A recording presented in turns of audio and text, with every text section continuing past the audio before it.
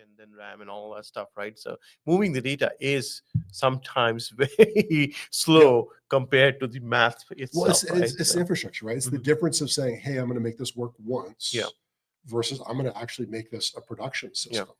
And it's the same reason why we were talking about the quantization, right? Because some people are going to try and take that larger model and quantize it. They may be better with a higher precision model, but smaller, right? Because it's going to give them better answers. And so that's where LLMs make this really difficult. It's because now you're trading off accuracy and the ability for it to respond to the speed of loading it and the speed of operating it.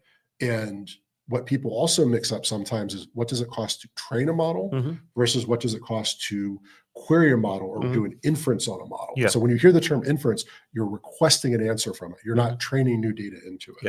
And this becomes an important question. Like if you're doing something generative, like writing an email or something, that speed wouldn't bother you a couple of milliseconds. But let's say you have a LLM in your pipeline, which is ingesting unstructured data and spitting out structured data.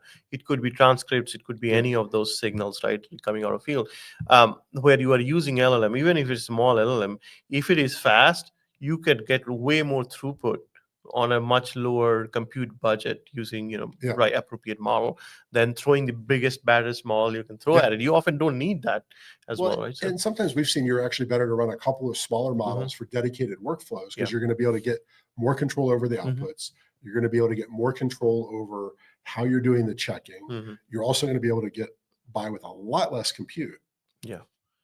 And those